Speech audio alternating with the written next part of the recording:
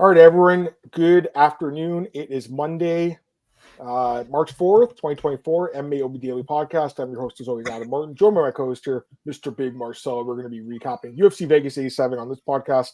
Then we'll do a second podcast. We'll be previewing UFC 299. I'm actually really looking forward to the 299 preview, Marcel. That card's sick. So looking forward to that.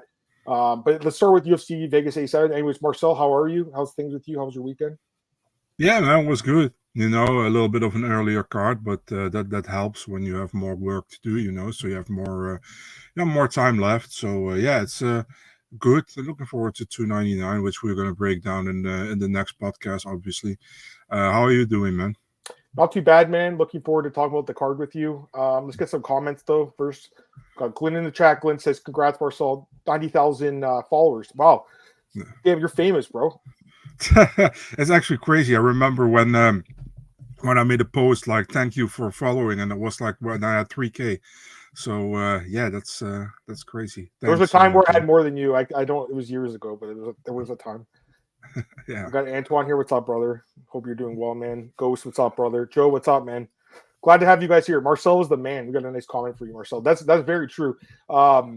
He definitely is. So, anyways, let's get into it, guys. We'll do UFC Vegas 87 recap, and then we'll preview UFC 299 in the second half of the podcast. So let's get into it, Marcel. We'll start with the main event, work our way down.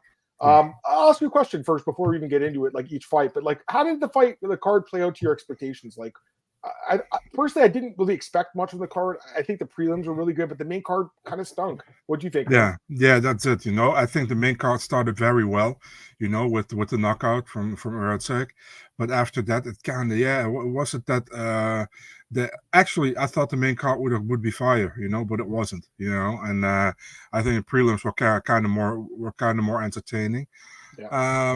Yeah. I would not give it a bad grade or whatever in total. I would still go 6.5. I think some fights in the prelims save the card pretty much. I think that's how I think about it. Pretty much agree with you on that, man. I would say like a 6 because I thought the prelims were awesome. Like I was like, man, this card's fucking good, right? Like it was really good. And then the main card kind of stunk, in my opinion. So to me, it was a little disappointing the way it played out. I mean, on paper, I think the fights were decent and just didn't play out that way. Like not the biggest names, but they looked like more exciting fights than what they played out. And I agree with Antoine. The next two cards are ridiculous. The pay-per-view cards. Let's get into this card though. We'll start with the main event and work our way down. Picks wise, I did well again, 9-2, which was a good night for me. And I think you went, 8-3. I think so. Yeah. You picked Oliveira, right? You ended up picking him, right? Or who? Oliveira. I don't know. Vinicius. Yeah, I picked him. Yeah, we didn't talk about. No. Yeah, we didn't talk about that fight, right? We didn't talk about that one. So both had him. Thanks, buddy. The dynamic duo. Happy Monday, crew. I gotta tell you, man, when they announced that fight, I was like, Supai is legit, and you saw in the first round. And we'll talk about it later, but Supai did very well, man. Oh yeah, I can't wait to talk about that fight because it was a double bonus fight. Obviously, it was a good fight.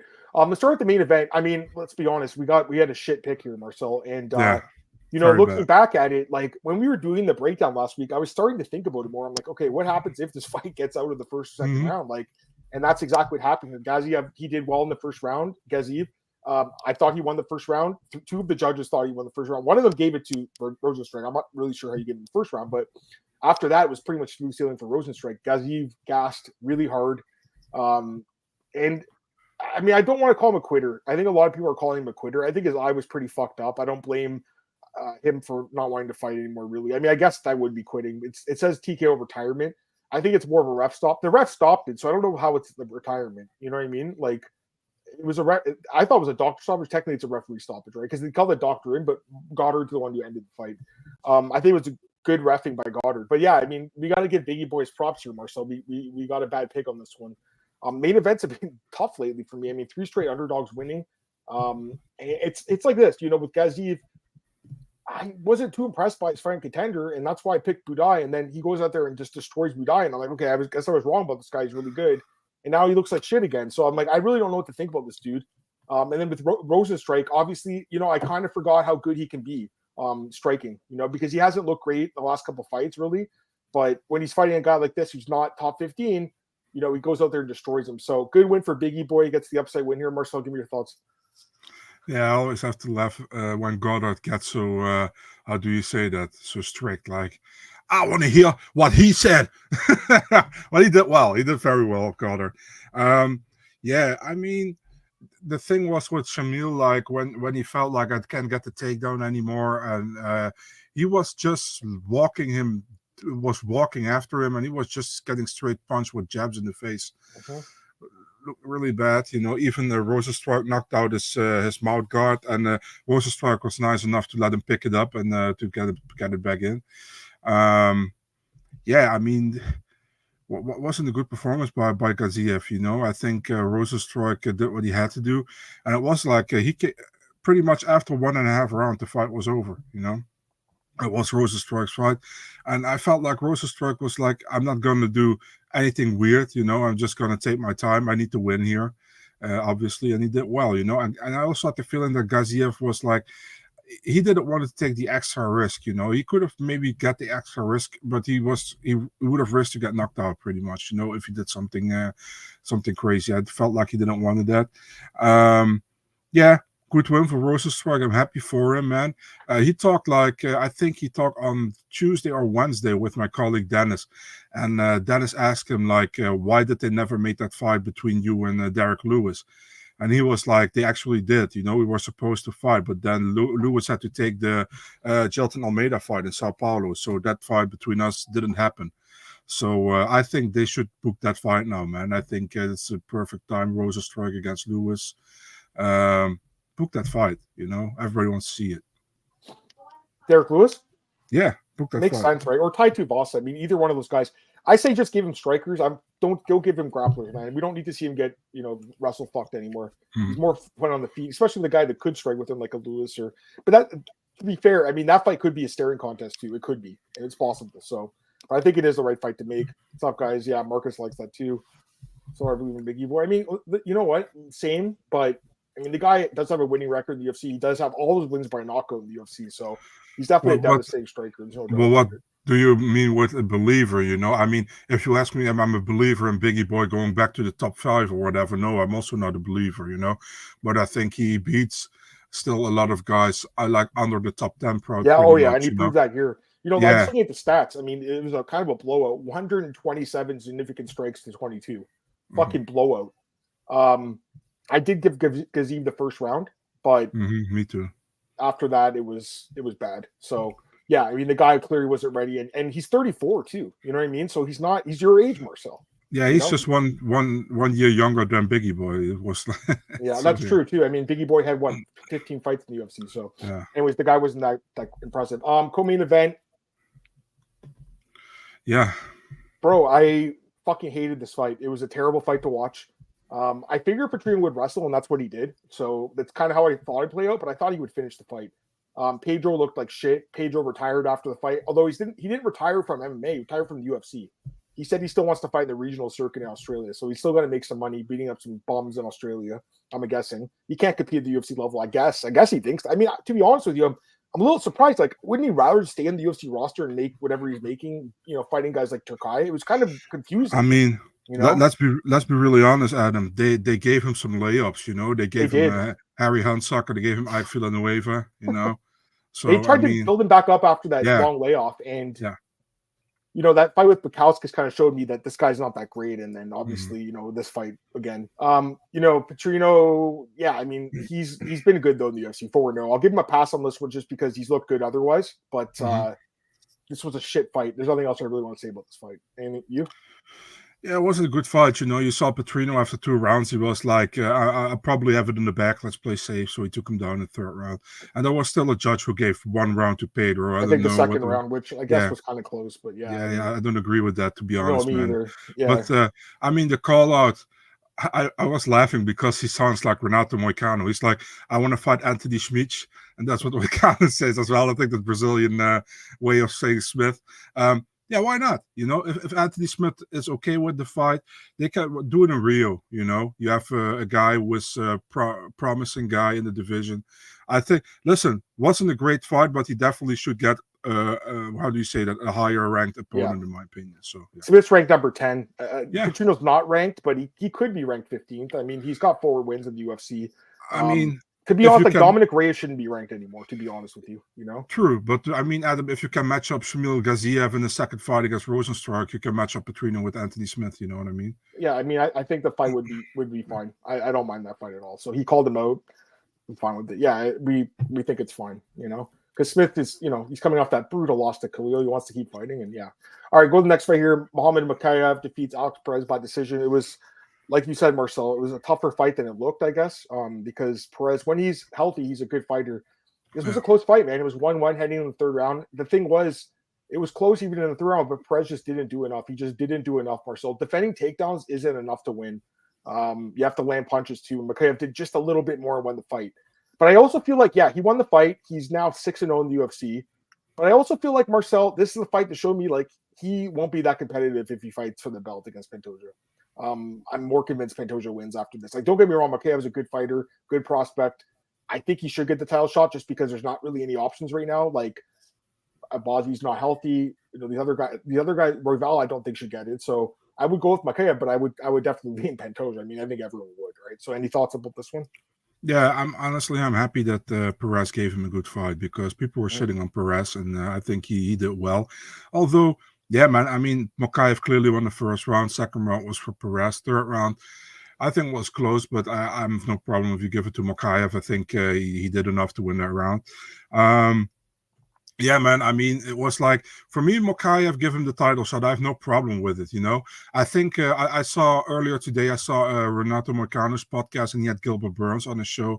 And Gilbert said, like, he asked him what he thought that Pantoja was going to fight. And Gilbert was like, yeah, I mean, he's like, he definitely wants to defend his belt in Rio de Janeiro, you know. And he's like, it's probably going to be Mokaev. He's like, maybe it's not like he didn't do really great last weekend, he said, but he won the fight. And I mean, he said, why should he fight Royval for the third time, you know, and close after the second time? I mean, Pantoja was somebody new, and he will sign to fight Mokaev, he said. So, and Burns is a good friend of Pantoja. So, yeah, I mean, what can happen? Mokaev can lose that fight, and what then? He's still super young, and he can still make his way up back to the top, you know? So I don't think there's anything bad in that. If you look at the other options, there are not many. You got Royval, but do you want to see that fight again after we see him in December already? I don't know. You got Cap. Cap had problem with his weight last time out, but you don't know. He said he's back in 8 weeks, but I think that's April 27th. So I have no idea. But, yeah. I would give it Mokaev. I have no problem with it. This was a close fight for sure, you know. Did you score for Mokaev, though? You gave it to him? Like, edged it? I think he won 1 and 3. Yeah. But 3 very slightly. Yeah, it was so slight. Yeah, I agree. Next fight here, Umar Nurmagomedov against Bezkat Almakhan. Dude, I mean, holy fuck. Like, that head kick, my God.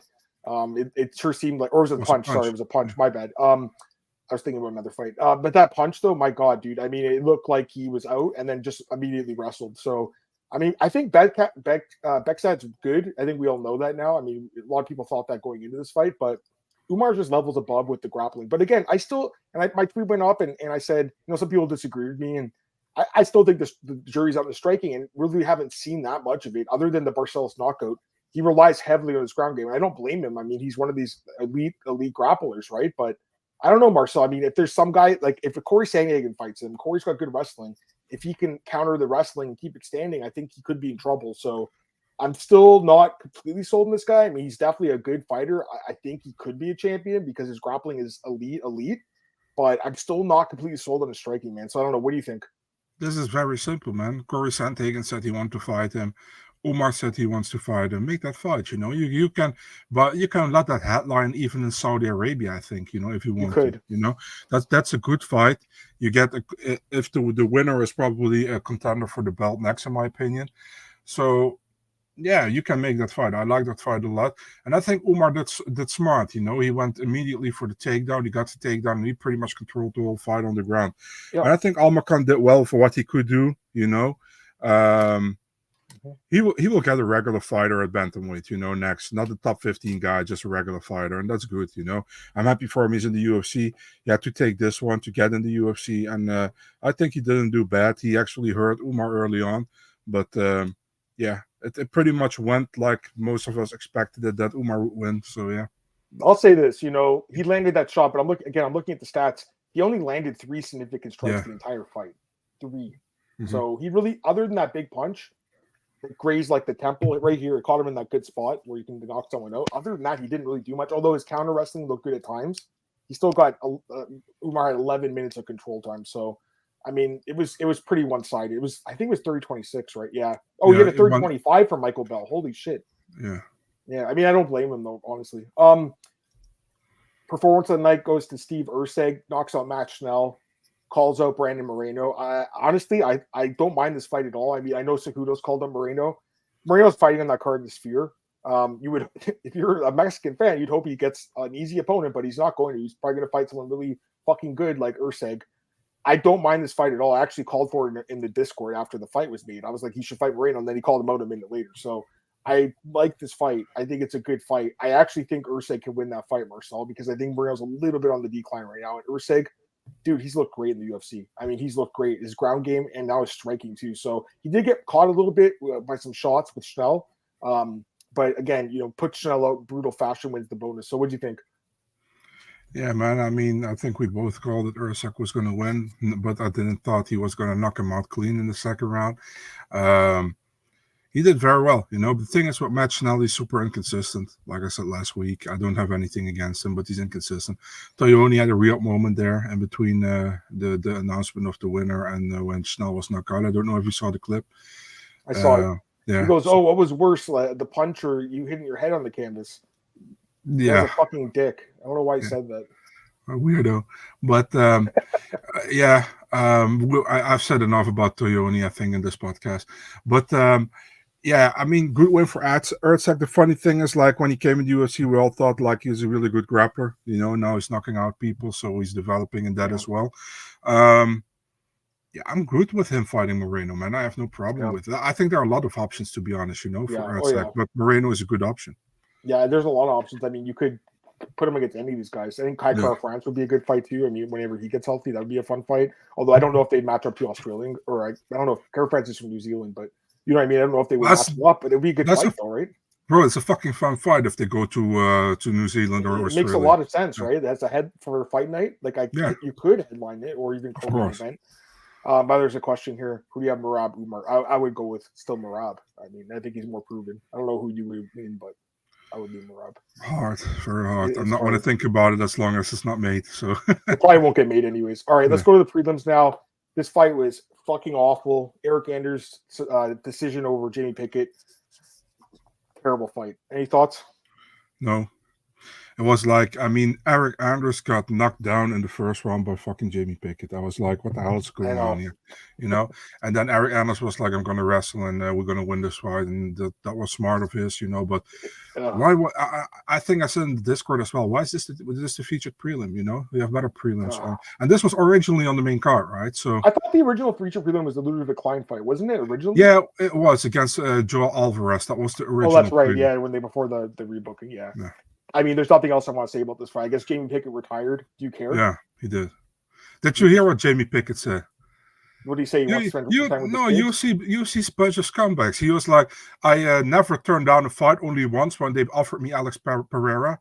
I was like, fucking scumbags. They offered him Alex Pereira. They probably did that in his debut, in Pereira's debut. Yeah, but still. And then he fought that Greek guy, Andreas Michailidis, remember? Yeah. And actually, he got taken down? Yeah, the first round. Pickett, 5-fight losing skid, 2-7 record in the UFC.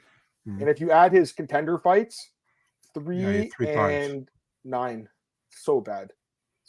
He's just not UFC caliber. I mean, but I will say he fought some tough guys. I mean, I will say that, Still, he made it, and like you said, he almost never said no to a fight, so gotta respect him for that. Marcel, when he got knocked out by Jordan Wright, though, this guy wasn't that good. Yeah, of course. Yeah, it's true. Go ahead. No, sorry. What were you gonna say? Yeah, the thing is, like, we cannot hate on a man's dreams. He did what he had to do, and he wasn't the best. He was maybe not UFC caliber, but still, I mean, he fought many times in the UFC, and maybe. More than we expected. I thought after this last fight he was probably gonna get cut. He still got another one, but maybe he got another one because this was his last one and he asked for a last fight. It's possible. We've seen it before, and good for him. He said like he wants to retire because He wants to play with his daughter. I think he wants to see her grow up and not get any more damage. And yeah, I respect that. Well, he didn't take any in this fight, that's for sure. Yeah. Riding a bull into the future, huh? Yeah. Triple C said he wanted to bring out 131. Was it 131 or just 125? I have no idea. I thought it was just a flyweight because I thought he was going to drop back down. Anyways, all right. Oh, no, it was 135 actually. It was a bantamweight. Oh, bantamweight. Okay. Yeah, I think we're able to stay at flyweight, I think. All right. Fight of the night and performance of the night. Vinicius Oliveira defeats Bernardo Sopai. I mean, this fight was fucking crazy. Let's be honest. It was crazy because it sure looked like Sopai was on his way to a win. He obviously controlled the first round, controlled most of the second round, and then just completely gassed out. And Oliveira just went crazy in that third round, and that flying knee with 19 seconds left, 441 of round 3. Probably the knockout of the year so far. I mean, it's only been 2 months, but it's probably the knockout of the year, I would say, so far. And go ahead. They're probably gonna overload it with some random TKO in a title fight, like probably. They always do. Dude, this was a good fight, man. It was a fucking war. Yeah, I mean, Oliveira's an absolute monster. I mean, the guy's got crazy knockout power. The last couple, he killed that guy in Contender, and they just basically killed this dude too. So he's got murderous knockout power. He's a lot of fun to watch. His grappling's still a question mark, though, man. I mean, he fights grapplers, Marcel. He could just get grinded out. The problem with Sopai came in, and I know he trained for another fight, but he did take it on short notice. It was a week earlier, and he was fighting someone that is probably a little bit ahead of him. I still think Sopai's a good prospect, but I also feel like, bro, this is the kind of fight where I don't know if you can really recover from this kind of fight because it was just such a brutal fight, and the knockout was so brutal that I've seen guys get knocked out like this and they never recover. He might go on a 4-fight losing skid after this one, man, getting knocked out every fight, even though he's skilled. He's very skilled, this kid, but I don't know. I'm very concerned about him. I'm glad they gave him the fight of the night bonus, though. I mean, that's a nice bonus for both guys. I was a little surprised just because they don't usually do the double bonuses, and there was other good finishes on the card. I think you could have given one to Loic and to Klein, but I mean, I'm fine with it too at the same time. It was a great fight and an amazing knockout. Anything you want to say?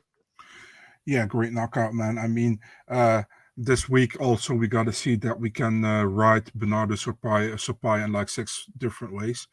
I think he got his name different than the UFC has. I think he calls himself Bernardo Sopai. That's what I say that. So his Instagram has a different name than you guys have on top. Or Topology, I think it's different too, right? I'm so confused. Topology has Sopai with a J on this in the end, and himself has it with an I. The UFC has it with a J, but also the UFC has it as Bernardo. So not Bernardo, but Bernardo. Yeah. So it's really weird. I have no idea. But that said, I think he did very well early on, man. And he did. I want to see him. I know he was in camp, but still, it was a short notice fight. He didn't know until 3 or 4 days before the event he was going to fight Vini. And Vini didn't know, of course, about Sopai, but he was supposed to fight on Saturday. I want to see him with a full camp when he knows his opponent, what he's going to do. And I think he did pretty well. He got flipped after the first half of the second round, and after that it went backwards for him pretty much. You know what I mean? So good win for Oliveira, but I think Sopai is a good guy, a good fighter, and I hope he can come back and that the knockout didn't do any real damage. You know what I mean? What do you think about giving him 2 bonuses? You like that or? The thing is, I have no problem with it because I think it was an amazing performance. It was fight of the night to me, and you got to give him performance, in my opinion. So I have no problem with it. But there are other guys, like you said, like Loic Radzhabov, Ludovic Klein, even Christian Leroy Duncan. They all didn't got a bonus of 50K. I mean, I'm still for give everybody all finishes on the card bonus, and if you do, you can go. Why don't we do fuck it? We do the performance bonus, we get 50K. The fight night bonus, we get 50K, and all the other guys who got to finish, we don't get the performance of fight night. We give them 25K extra or something. You know what I mean? Do something. I mean, I agree. I remember that UFC. What was it? Was it 217? Was that the one GSP and Bisping? Was that the one? Yeah. And they made all that money. They made $6 million gate, and then they cut that last bonus in half between OSP and Hamosh. 25 each. I mean, come on. They could have given an extra 50. Anyways, all right, next fight. Huge upset here. Ayman Zahabi defeats Javid Basharat. You know, Marcel, I was saying, like, maybe he's being overlooked, and I think he was.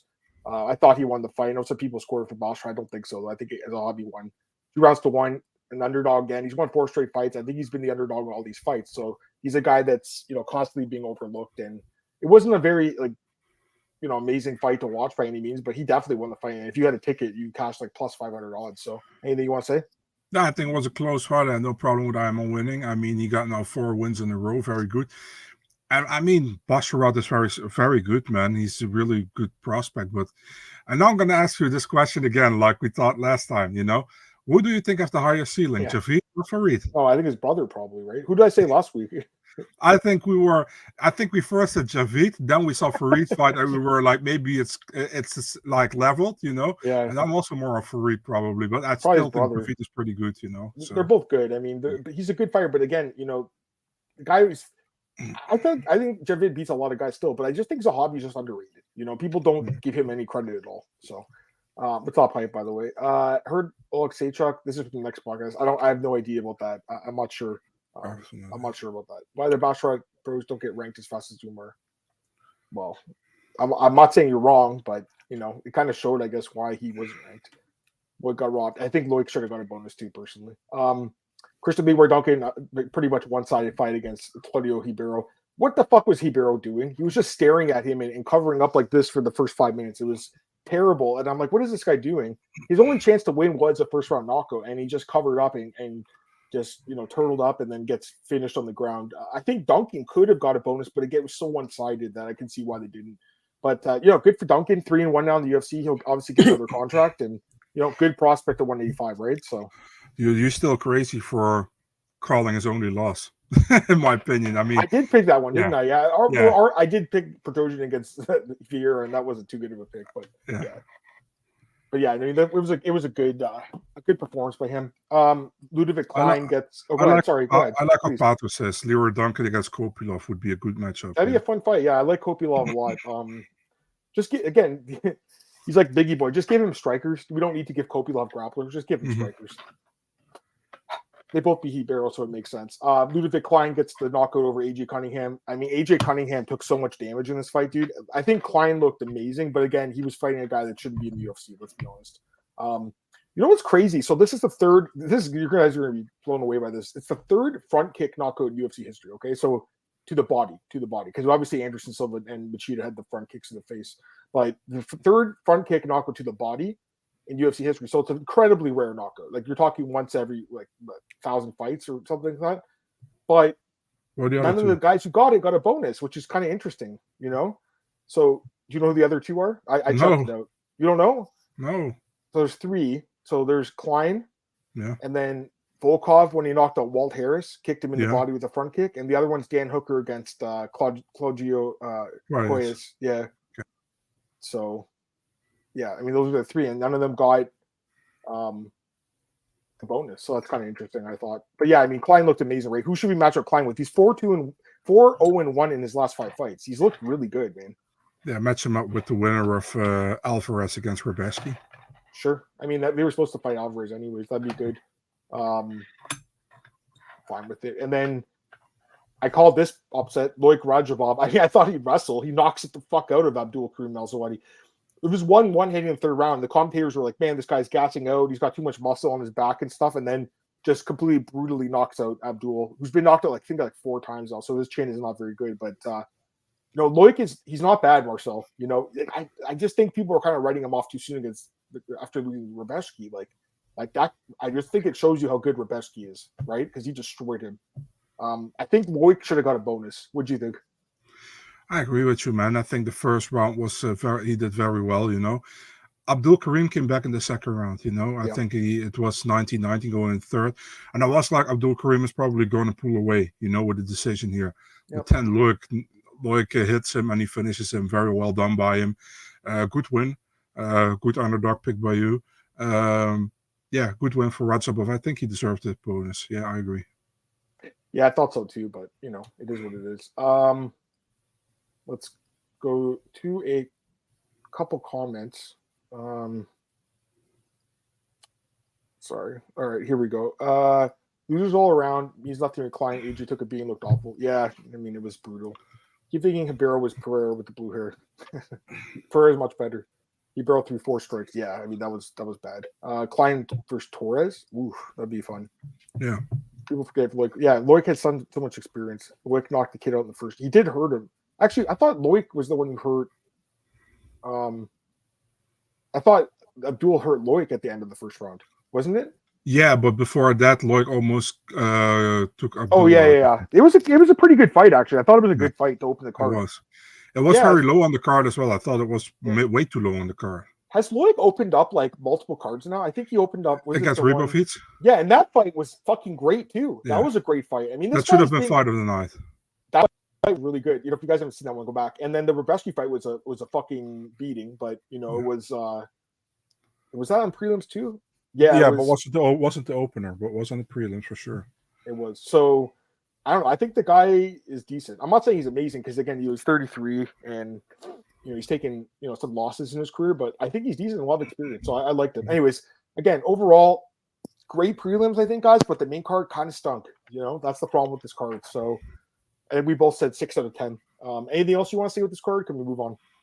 No, man, I thought it was an okay card. You know, nothing super spectacular besides like the crazy knockout. But yeah, I mean, like you said, man, the prelims were probably more entertaining than the main card was. I don't think the main card was bad or anything. You know, it was just not as like super exciting, I think. Did you watch? Okay, we'll move on. Did you watch Jorge Masvidal's card? No. Did you see the results? I see also the Sherman against Nicholson one and the Dos Santos against Belcher. Yeah. Let's talk about it really quick, I guess, just because there were so many former UFC fighters on it. I just saw I didn't watch the card. I did see the results and I saw the highlights. Let's just really quickly go through it because again, there's like most of the guys were in the UFC. JDS knocked out Alan Belcher. Chase Sherman knocked out Alex Nicholson. So those are all former UFC guys. Henderson Ferreira defeated Carl Roberson by decision. TJ Brown submitted Maldonado. Jesse Ronson submitted Anthony Njokuani, who I can't believe is still fighting. Brandon Jenkins had a really good knockout on Tyler Hill. I don't know Anvar Boyzanarov. I don't really know him. Yeah, he's former Glory kickboxer. Okay, yeah. Oh, that's right. And he got a knockout. And then this guy, Joe Pennefield, who's a pretty good like regional scene guy, knocked out Crazy Horse Bennett. So I didn't see the card, guys. I know maybe some of you guys did, but some big names on that card. And now, obviously, you're hearing that Masvidal wants to come back. So, do you think he comes to the UFC, or do you think he fights like he is in boxing or something, or what do you think? I think it depends if he still has fights on his contract on the UFC when he left. You know, I think that's the thing. If he doesn't have, then he probably can fight wherever he wants. It's like all the time, man. When people go, how do you say that how do you say that, retirement? You know, and they come back. You still have the contract there. You still have to fulfill that. Remember Misha Tate when she stopped, when she retired, and then she wanted to fight for one championship. You know, and the UFC was like, "Hey, you still have fights here." Now she's in the UFC.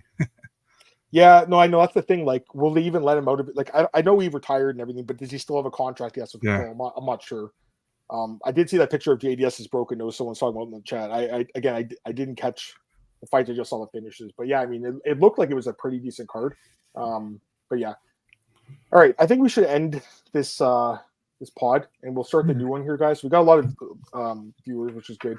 Just give me a second here, guys. I'm gonna get the UFC 299 preview set up, and I just want to get Glenn's comment here. He did mention that next week will be the daylight saving time, and it's true. And I did see that this morning. I completely forgot it was March 10th. So I think we'll probably do the podcast next Monday if I had to guess, but just in case, it's always good to know that. And by the way, this fight's pretty good. Buck to Beck Oroba is fighting Ellis Brenner in Brazil, right? That's a and at 155 now. So yeah, is it okay? So he's moving down in weight. So yeah. Anyways, that's a good fight. All right. So just give me a second here, guys, and we'll send you the link. I'll tweet the link out and we'll do the UFC 299 preview. Just hold on a sec. All right. Peace.